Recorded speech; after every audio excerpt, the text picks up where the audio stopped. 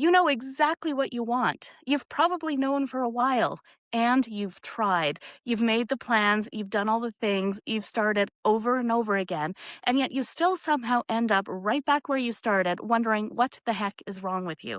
If you've ever dived into the self help books, they've probably told you that all of this is a mindset problem. That if you change the way you're looking at things, if you develop a bigger why for yourself. If you tap into your motivation instead of your willpower or your discipline, then you will find the success that you need. And maybe you've even tried that a million times and you still end up back at square one wondering, why isn't this working? And it's because the mindset isn't the problem. Oftentimes, when we've set goals for ourselves and we've gained all the knowledge and taken all the courses, read all the books, done all of the things, but still don't seem to get anywhere closer to our goals, it's not because it's a mindset problem. It is actually a nervous system problem. Now, the nervous system is getting a lot of buzz lately, and for good reason. It is a super important part of how we navigate through the world around us. The primary job of our nervous system is to keep us safe. It is constantly scanning the environment, the external environment, but also the internal environment, the things that we're thinking, the things that we're feeling, and it's identifying whether we're safe or not in that particular environment. And it's important to really understand this because your nervous system really doesn't care about success or productivity or growth or how you relate to food or your body or other people. It only cares if you're safe enough to reproduce and continue on the species. That is its primary job. But when your nervous system perceives threat, and notice I say perceives threat, it doesn't necessarily mean that you are consciously aware that there's threat around you. Your nervous system works on this whole unconscious paradigm.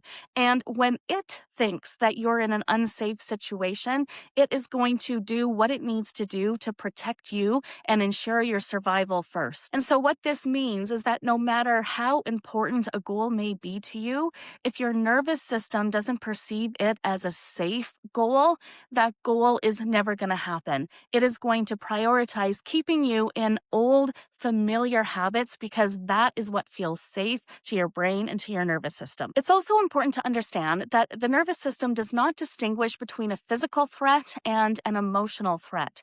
And so if you are feeling a little bit of imposter syndrome, if you are feeling unworthy, if you are feeling ashamed, if you're feeling guilt, if you're feeling any number of uncomfortable, negative emotions, your nervous system is going to interpret that as this is an unsafe space for us to go. And it's going to make you very difficult to actually find the motivation to do the action steps that you need to do to actually achieve your goal. And this applies to chronic stress as well.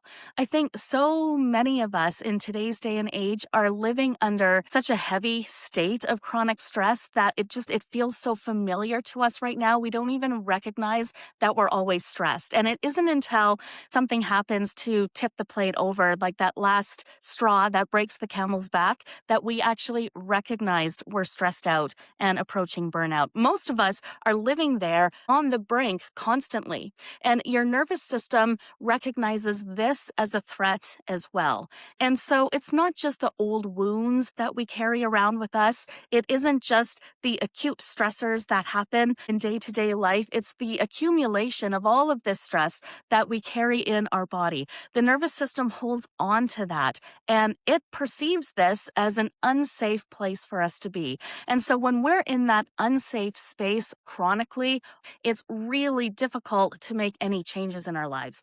And if your goal is to improve the relationship that you have with food or with your body or with yourself or even with other people, we have to find a way to feel safe enough in our own body so that we can make those dreams a reality, so that we can actually tune in and feel our body and understand its signals and open it up to be available to relationship with other people. And so what you need to understand through all of this is that it might feel to you like you're self-sabotaging yourself, like everything is always one step forward and two steps back, you start to blame yourself, you start to criticize yourself, you start to lay on all of this self judgment and tell yourself that you can't do it. And unfortunately, all that does is add on to all of that chronic stress that we carry, making it even more difficult for you to move forward with your goals.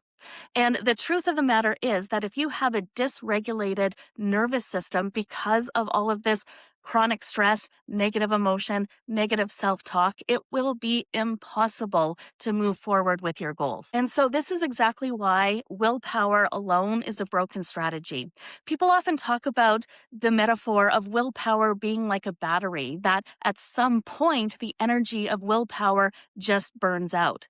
And that is absolutely true. Your willpower was never designed to override your nervous system. It's the other way around.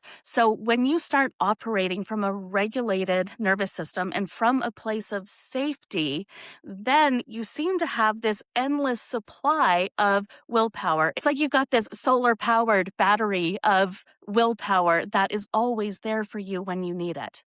But because the nervous system primary job is to keep us safe and it's always scanning the environment, its default is to find the negative, to find the danger. Rick Hansen always likes to say that our brain is like Velcro for the negative and Teflon for the positive. Our brain and our nervous system really likes to stick and hold on to the negative, possibly dangerous things around us to keep us safe. And so if we want to focus on the good, if we want to make forward progress in our goals, then we have to engage that Teflon. We have to actively pursue the good. And we can do that by using nervous system tools to bring us back into a place of safety. So, what are some signs that your nervous system might be dysregulated, keeping you stuck in the patterns that aren't helping you reach your goals? Well, the first one is procrastination. If there is something you really want to do or actions you really want to be taking, but you find you're constantly putting it off, making excuses, and you don't really know why, and you're confused because you want this thing so bad, you just can't bring yourself to do it somehow. I've been there a million times. This procrastination is a big sign that your nervous system is dysregulated. Procrastination comes from the fact that your nervous system is telling your body that doing this thing isn't safe. And so it's not giving you the neurotransmitters and the chemicals in your brain and your body that you need that actually encourage you to take the step forward. So this is coming from your nervous system. This is not you self-sabotaging yourself, and it's not you doing anything wrong. It's your nervous system doing what it has been designed to do. Well, the feeling of overwhelm is another common signal that your nervous system is dysregulated. And so sometimes you have amazing things going on in your life. You've got brilliant opportunities coming your way. Everything feels so positive. You feel like everything's moving in the right direction. And you know that what you should be feeling is excitement. But what you're feeling is, oh my God, this is too much. I can't handle all of this. This is another sign that your nervous system is looking at the abundance around you and saying, this is not safe for us. Let's be afraid of it so that we turn away. So again, this isn't a reflection on you, and this isn't some sign from the universe that maybe these opportunities aren't meant for you. What it is a sign of is that your nervous system needs some support through this very exciting time of opportunity. Numbing out is another really common response, and we can numb out in many ways. It could be numbing out by scrolling on the phone, playing Candy Crush, maybe it's having a drink, maybe it's even stepping into the pantry for a bag of chips. When you find yourself starting to do things that separate you from your world, that really just give you the opportunity to numb out and step back and hide for a little while, that numbing is often a sign that your nervous system is saying something about this situation isn't safe for us. Let's hide. And this numbing out can also be tied to procrastination. Like sometimes you're super excited about a project that you're working on. And when you think about taking the next step, you procrastinate by doing something that numbs you out, that just removes you from the situation. This is oh so common, and it's really common for those of us who struggle with our relationship with food and body, and that using food is a very common way for us to numb out. Why? Well, partly it's because food is always available to us. We can walk to the fridge or the pantry or the corner store or drive through McDonald's whenever we need to numb out. But also, it's because it's so effective. We can get lost in the act of eating and chewing and grabbing one potato chip after another. And so it's a really effective way of numbing out. And this is why when I'm teaching intuitive eating to people, we always have to take a step back and look at this foundation of our nervous system first. Because if your nervous system is in this constant state of fight or flight, this constant state of dysregulation, then it's going to be really difficult to take an intuitive eating approach, partly because your instinct is still going to be to numb out with food when things get uncomfortable or challenging, but also because in order to do intuitive eating, we need to be able to tune into our internal hunger and satisfaction signals. And in order to do that, we actually have to be in the body. And if your nervous system is saying your body's not a safe place to be right now, then doing the intuitive eating becomes really difficult. This is why it's so important for us to start to learn when our nervous system is dysregulated. And later, we'll talk about tools that we can use to bring ourselves back to this place of safety. Another common symptom of nervous system dysregulation is exhaustion. Have you ever had one of those times in your life where you're getting a great night's sleep every night? Maybe you're even having naps during the day and you're just still constantly exhausted. You feel like you're burned out, but really can't identify a particular reason why. This might be because your nervous system is in overdrive, working so hard to keep you safe. And again, I want to reiterate here that your nervous system is usually acting on a subconscious level.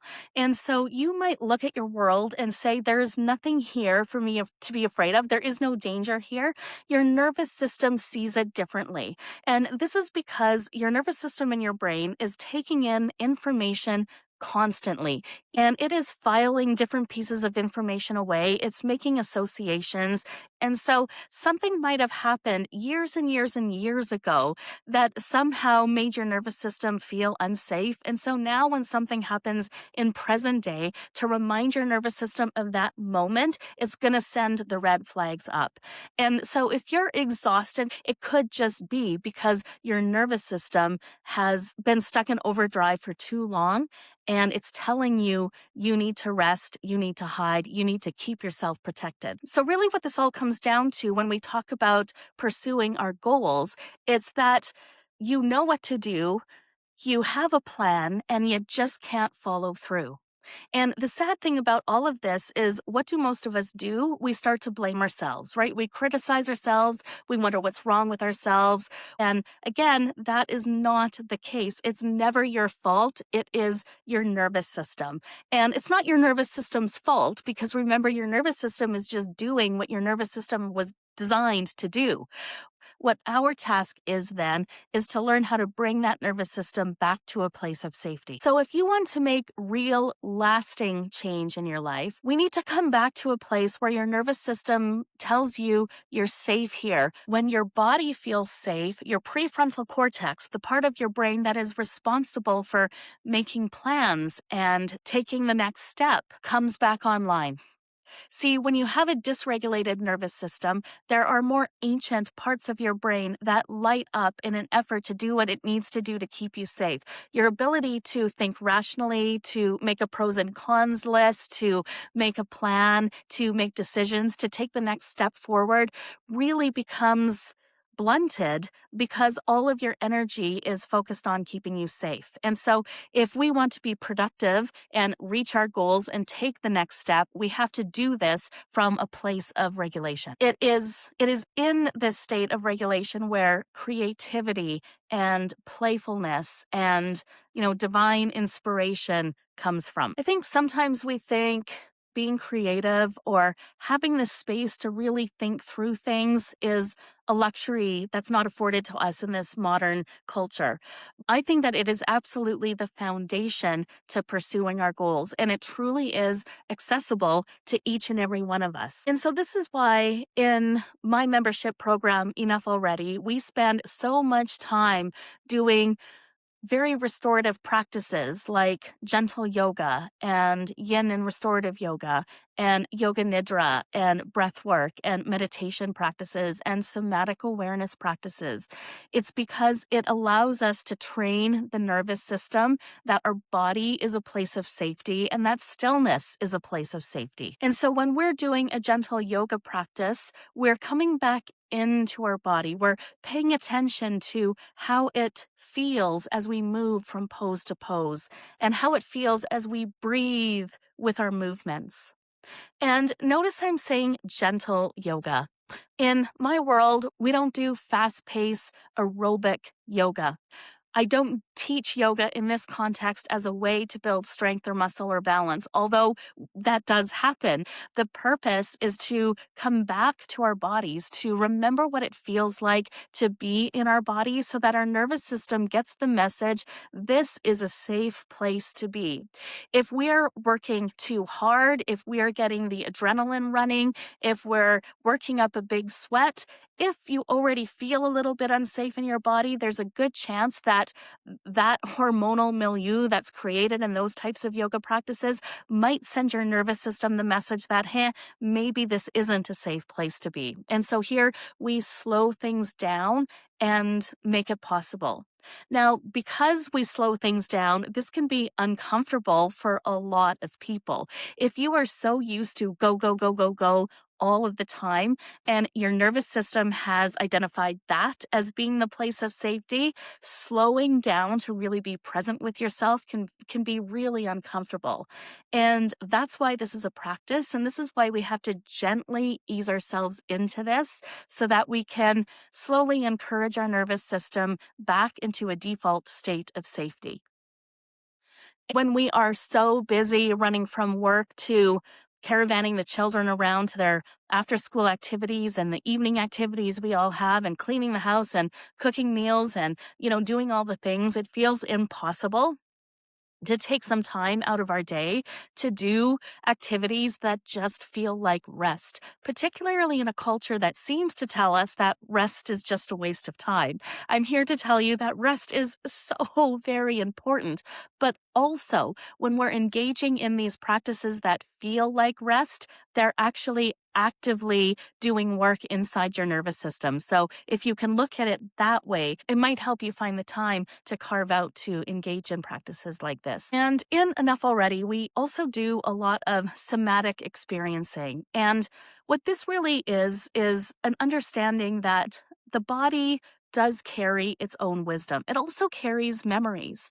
And when we are rushing through life disconnected from our body, we sometimes forget the wisdom that our body holds, and we sometimes lose track of the memories. And so when we engage in some very purposeful movement, paying attention to not just what we're feeling in the body, but what sort of thoughts and emotions come up as we do it, we gain a lot of insight into what's holding us back, but also what we need to do to move ourselves forward. When we're engaged in a practice like this and your body speaks to you very clearly about what it needs, it's kind of hard to ignore that. And so engaging in these somatic practices can be so healing, but they can also be a tremendous tool for moving you forward with your goals. And so when you look out there in the world at practices like yoga and yoga nidra and meditation and somatic work, all of these things are very trendy right now in the wellness world. And I really want to emphasize that these practices are not just about wellness. They are absolutely the foundation to doing everything we want in life. Because if we are stuck in fight or flight, if we're stuck in a chronically dysregulated nervous system, it is so challenging and sometimes even impossible to have any forward motion in our life. And so we engage in these practices not just for our wellness, but to create the foundation for us to be able to accomplish all the goals that are important to us. Okay, so I just want to recap what we've been saying here. You have not been unsuccessful at accomplishing your goals because you lack discipline or motivation or willpower. You're not accomplishing these goals because of some deficiency that you have. It's not your fault. If you haven't accomplished your goals, it's because you've been acting from a dysregulated nervous system that has just been unable to support you. And there is absolutely a way through this by doing practices that can bring you back to a regulated nervous system that is well nourished and well resourced enough to help you accomplish everything that you want in your life. And so, well, the tendency is to feel like we have to push harder, work harder, go faster, do all the things when we're not reaching our goals. In reality, what we actually need to do is slow down. We need to reconnect with our body, reconnect with our purpose and our creativity and our inspiration. And the only way we can do that is by coming back to our body and feeling safe in it again. So, when we start taking action from this place of internal safety and we start acting from this place of inspiration and creativity, then truly anything is possible, even the goals that may have seemed impossible in the past. And so, if you have goals that you have been struggling to accomplish, particularly if they're goals related to your health or the relationship you have with food or your body or the relationship you have with yourself or other people, please know that there is a whole community here that is able to support you. And if you want to go any further in this work, you're in the right place. It all happens here.